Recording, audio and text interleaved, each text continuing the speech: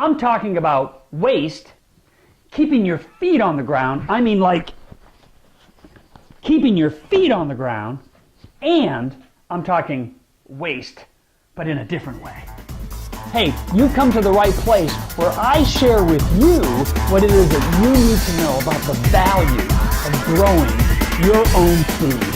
I'm Scot Poirier, and this is episode 3 of the Scot Poirier Show. Hey, listen, I got a lot of stuff I want to share with you today, but before I get into that, let me tell you about something that happened to me this morning. It was like, today's December 15th, and it was like Merry Christmas on the 15th of December. It really, really was. At least for, someone that enjoys growing food, it felt that way anyway. So this morning I decided, I was looking out my window early this morning, the sun had come up, and I realized that a lot of the snow that we got back on the Thanksgiving Day, actually Thanksgiving Eve into Thanksgiving Day, if you've been keeping up with the weather, you know the Northeast got slammed with this nor'easter that dumped 6, 8, 10 inches of this slush, this very heavy, wet snow. And I'm telling you, we got hammered here in New Hampshire. In fact, we lost our electricity for like 3 days. And, Thanksgiving morning I get up, there's no electricity, no lights. I had to go,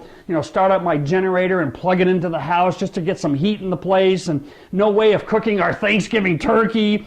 Fortunately, I was able to borrow a grill, and I got my organic turkey into a grill, and that was a challenge. I got to tell you, it was probably the most challenging way to ever cook a turkey. Somehow we pulled it off, and we had a great Thanksgiving meal. But all that snow had come down, and for days and days I've been looking out the window seeing all this snow.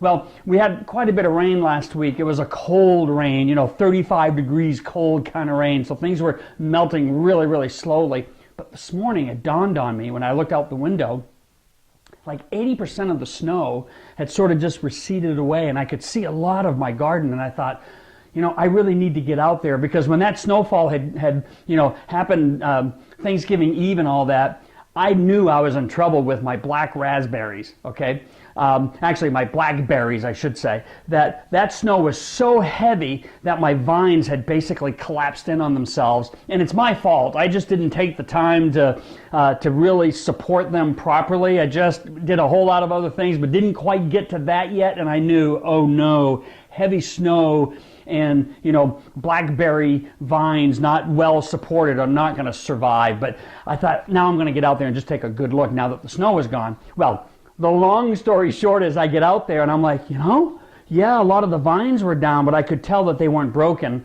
and that I could actually get them back up. And so tomorrow morning I'll be out there early in the cold trying to tie these things up so they can support any other bad weather that may happen throughout the winter. And I think I can salvage about 90% of what's there. And I'm thinking, yeah, this is good, because it takes a lot of effort to get those vines to where they are right now in the winter. A lot of cultivating to get them to this point, so that in the spring, things will just take off. But that really wasn't the Merry Christmas of all of this. As excited as I was about those berries, as I started sort of planning, looking at my garden, and I was looking in the garden beds, I realized that the bed that had my kale and the other bed that had a lot of my parsley in it, I could see this green. This kind of green. I mean, look at this stuff. This is my kale. And it's been really cold out. I mean, like last night it was probably 20 degrees, and we've had, temperatures in the past week that have dropped even into the single numbers, downright cold. Look at the beauty of this kale, and look at this parsley. The snow absolutely, acted like a insulator, and it insulated all this stuff. And I'm thinking, you know what? There's nothing better than kale in the winter. Although we're not technically winter, we still got another 6 days before we're technically winter, but you know what I mean, with it being really, really cold. Kale is the sweetest that it ever is any other time of the year. And I've been eating this stuff since the spring, but this is a treat. I wish you could taste it. I mean, it really is sweet. It's unbelievably good. I just thought I'd share that with you. Okay, so I want to talk to you. Can I talk to you with a mouthful or what? I want to talk to you about a subject that even when I was a little kid, I used to hear at the supper table from my parents. Like, you eat all your food because there are people in other parts of the world that are starving and this and that. And I know what it was that they were really trying to teach was that, you don't want to waste food. And it's interesting that today in 2014, do you know that the average family throws away 28 pounds of food per month because it either goes bad or they just cook too much stuff and they just don't want to eat it all, and so they throw a bunch of it away. We're talking 28 pounds a month on the average. Now, someone actually added all this up for an average cost per year in the United States. I mean, it's going to blow you away. It's like $168 billion a year of food is just thrown away. And you think, wow, that's just amazing. But I want you to know something. This is something you need to know about growing food. People who grow food don't waste nearly as much. And even in the moments that they find themselves that maybe they have either too much of something, people that grow food have a tendency to either share it, or if you've grown some and it goes bad, it's in your refrigerator, you couldn't quite get to it, you can always throw it in your compost pile. So you're really not wasting it. You get it back out into a compost pile, create good quality soil that goes back into your garden, back into your garden beds. That's one way.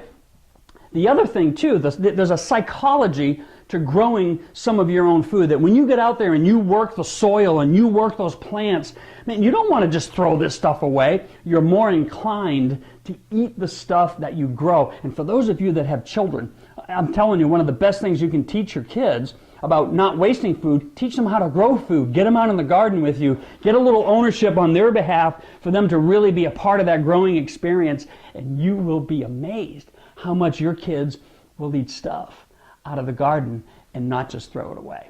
So those are good things to know. You need to know that about growing food. One of the benefits that comes is that there's less waste, which means you got more money in your pocket, more satisfaction in growing your own food as well, that you get to consume it, and the stuff that you can't, you can either share it or you get it in your compost pile, which then comes back to you again. It's sort of the way the whole life thing works. Okay, so the second thing I wanted to talk about was, getting your feet on the ground. The other thing you need to know about gardening is gardening helps us to get our feet back on the ground, or the way that I like to say it is gardening helps us to get our feet and our hands back into the soil, which is a really, really good thing, because gardening has a way of slowing us down. Now, I know I'm talking to you in the middle of December. Most of us are not growing stuff in the middle of December, but in December, we know that our lives seem like they're just being pulled apart because it's such a busy season, right? Well, I also know something else. January is going to be no different.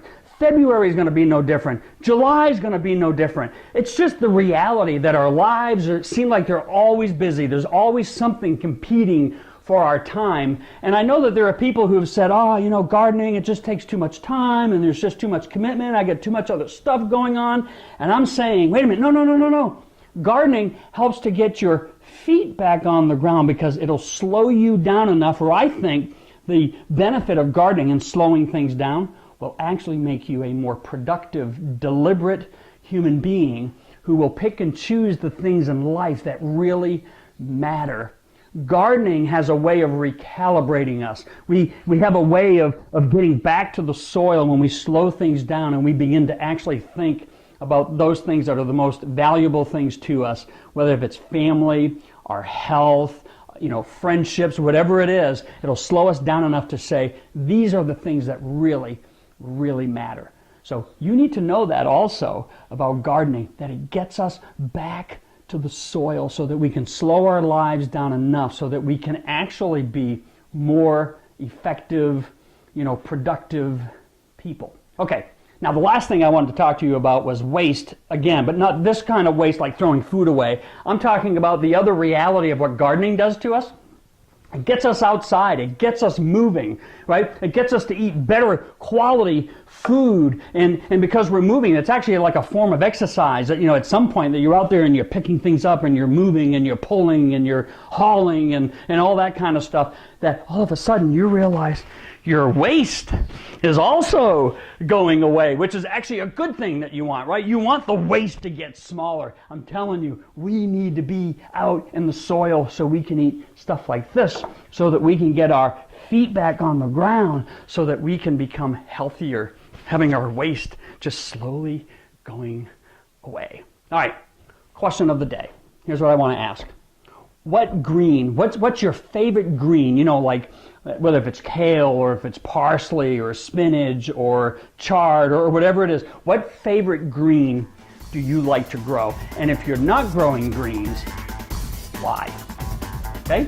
There's your question of the day. Oh, so I've been like hanging around with this thing here. I've got like a box of these things, these pomegranates. I'm telling you, these are some of the biggest pomegranates I've ever seen. Next episode, I'm going to show you how to, I don't know if this is my term, but I'm going to show you how to butterfly a pomegranate to the easiest way to feed it. Okay? See you next episode. Whew. Oh, subscribe. You gotta subscribe. Subscriptions are like hugs. You know what I mean? Give me a hug. Give me a hug.